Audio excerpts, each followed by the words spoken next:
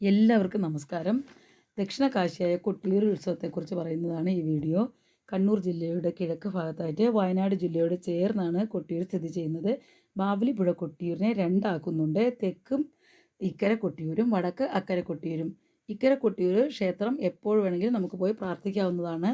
അക്കരെ കൊട്ടിയൂരാണ് ഈ ഉത്സവ സമയത്ത് മാത്രം കെട്ടിയുണ്ടാക്കുന്ന ഓലയും മുളയും ഉപയോഗിച്ച് പർണശാലകളും കുടിലുകളും വെള്ളത്തിലും കരയിലുമായിട്ട് കെട്ടിയുണ്ടാക്കുകയാണ് ചെയ്യുന്നത്. ബാവലിപ്പുഴയുടെ കല്ലുകൾ കൊണ്ടാണ് മണിത്തറ കെട്ടിയിരിക്കുന്നത്.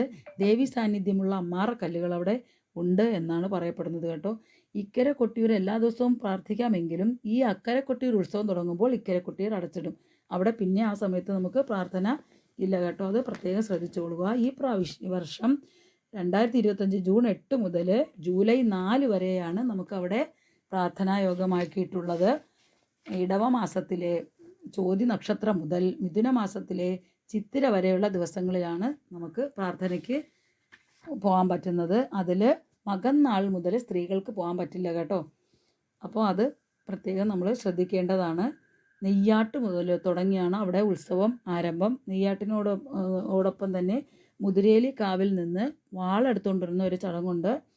അതിൻ്റെ ഐതിഹ്യം എന്താണെന്ന് വെച്ച് കഴിഞ്ഞാൽ നമ്മുടെ ഇതുമായിട്ടുള്ള കഥ പറയേണ്ടി വരും. അപ്പോൾ ആ കഥ എന്ന് പറയുമ്പോൾ ദക്ഷയാഗം നടന്ന സ്ഥലമാണ് അക്കരെ കൊട്ടിയൂർ എന്നാണ് ഐതിഹ്യം. അപ്പോൾ ഈ ദക്ഷയാഗം ഈ 14 ലോകത്തുള്ള ആൾക്കാരെല്ലാവരെയും ശിവനെ ഒഴിച്ച് വിളിച്ച് ദക്ഷൻ യാഗം നടത്തിയപ്പോൾ സതീദേവിക്ക് തൻ്റെ അച്ഛൻ്റെ യാഗം കാണാൻ പോകാൻ ആഗ്രഹം തോന്നുകയും യാഗസ്ഥലത്തെത്തുകയും ദക്ഷൻ ശിവഭഗവാനെ ഒത്തിരി അങ്ങ് ആക്ഷേപിച്ച് അവഹേളിച്ചതിൽ മനം നൊന്ത് സതീദേവി യാഗാഗ്നിയിൽ തന്നെ ചാടി ആത്മഹത്യ ചെയ്തു. ഇതറിഞ്ഞ മഹാദേവൻ രോക്ഷാകുലനായിട്ട് തൻ്റെ ജട പറിച്ചെറിഞ്ഞ് അവിടെ നിന്നും വീരഭദ്രൻ ഉണ്ടാവുകയും വീരഭദ്രൻ യാഗ സ്ഥലത്ത് ചെന്ന് അവിടെ എല്ലാം തച്ചുടച്ച് ദക്ഷനെ പിടിച്ച് അദ്ദേഹത്തിൻ്റെ താടി വലിച്ചൂരി എറിഞ്ഞിട്ട് അദ്ദേഹത്തെ ശിരസ് ഛേദിച്ചു. ഈ ശിരസ് ഛേദിച്ചിട്ട് ഈ വാൾ അവിടെ നിന്ന് കോപാകുലനായിട്ട് ചുഴറ്റി എറിഞ്ഞത് ചെന്ന് വീണത് വയനാടുള്ള മുതിരേലി കാവിൽ എന്നാണ് പറയപ്പെടുന്നത്. അപ്പോൾ ആ മുതിരേലി കാവിൽ നിന്ന് വാൾ ഇവിടെ കൊണ്ടുവന്നാൽ മാത്രമേ ഇവിടെ ഉത്സവത്തിൻ്റെ ആരംഭങ്ങളെല്ലാം തന്നെ നടക്കുകയുള്ളൂ. ഈ ദക്ഷൻ്റെ ശിരസ് ഛേദിച്ചതിന് ശേഷം കോപാകുലനായിട്ട് താണ്ഡവമാടുകയാണ് വീരഭദ്രൻ ചെയ്തത്.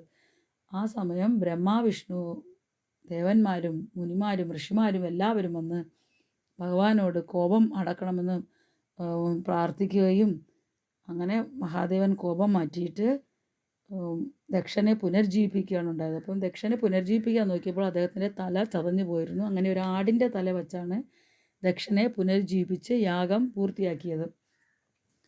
അപ്പോൾ ഈ 28 ദിവസമായിട്ടാണ് അവിടെ ഉത്സവം നടത്തുന്നത്. ഈ 28 ദിവസവും ഒത്തിരി ജാതിക്കാർക്ക് അവിടെ അവകാശമുള്ളതാണ്. വനവാസികൾ മുതൽ നമ്പൂതിരിമാർ വരെയുള്ളവർക്കും അവിടെ അവകാശമുണ്ട്. അവരെല്ലാവരും തന്നെ ഈ ഉത്സവ സമയത്ത് അവിടെ ഒരുമിച്ച് തന്നെയാണ് താമസിക്കുന്നത്. ഈ ശങ്കരാചാര്യരാണ് ഈ ഉത്സവത്തിൻ്റെ ചിട്ടകളെല്ലാം തന്നെ ക്രമീകരിച്ചിരിക്കുന്നത്. ഈ നമ്പൂതിരിമാർ അവിടെ എല്ലാം പൂജകളുണ്ടെങ്കിലും നമ്പൂതിരി സ്ത്രീകൾക്ക് അവിടെ പ്രവേശനം പറഞ്ഞിട്ടില്ല. രാജകുമാരന്മാർക്കും ഈ ഉത്സവ സമയത്ത് അവിടെ പ്രവേശനം പറഞ്ഞിട്ടില്ല കേട്ടോ. അപ്പോൾ ഈ അല്ലാത്ത സമയത്തെല്ലാം അവിടെ കാടാം. എല്ലാ പേരും അവിടെ പോയി പ്രാർത്ഥിക്കാൻ പോവേണ്ടത് ഏറ്റവും നല്ല ഒരു കാര്യമാണ് കേട്ടോ. ഈ കാടാന്ന് പറയാനായിട്ട് നമുക്ക് ഈ ഉത്സവ സമയത്ത് 28 ദിവസം മാത്രമേ മനുഷ്യർക്ക് അവിടെ പോയി പ്രാർത്ഥിക്കാനുള്ള അവകാശം പറഞ്ഞിട്ടുള്ളൂ. അതിന് ബാക്കി ദിവസങ്ങളിലെല്ലാം തന്നെ ഭൂതഗണങ്ങളും ദേവന്മാരുമാണ് അവിടെ പ്രാർത്ഥിച്ചുകൊണ്ടിരിക്കുന്നത്. അപ്പോൾ അങ്ങനെ എല്ലാ ദൈവങ്ങളുടെ ഒറിജിനൽ സാന്നിധ്യമുള്ള ആ സ്ഥലത്ത് നമ്മളെല്ലാ പേരും ചെന്ന് പ്രാർത്ഥിക്കേണ്ടത്. ഞാൻ 2 പ്രാവശ്യവും പോയി കഴിഞ്ഞ 2 പ്രാവശ്യം അതിൻ്റെ വീഡിയോസാണ് ഞാൻ ഇതിലിടുന്നത്. ഇനി ഇപ്രാവശ്യം പോകുന്നുണ്ട്. ആ വീഡിയോ ഞാൻ പിന്നെ ചെയ്യുന്നതാണ്. അപ്പോൾ എല്ലാവർക്കും പോയി പ്രാർത്ഥിക്കാനുള്ള ഒരിത് ദൈവം തരട്ടെ എന്ന് പ്രാർത്ഥിച്ചുകൊണ്ട് ഞാൻ ഈ വീഡിയോ നിർത്തുന്നു. എല്ലാവരും കാണുക, ഷെയർ ചെയ്യുക, ലൈക്ക്, കമൻറ്റ്, സബ്സ്ക്രൈബ് ഒക്കെ ചെയ്ത് സപ്പോർട്ട്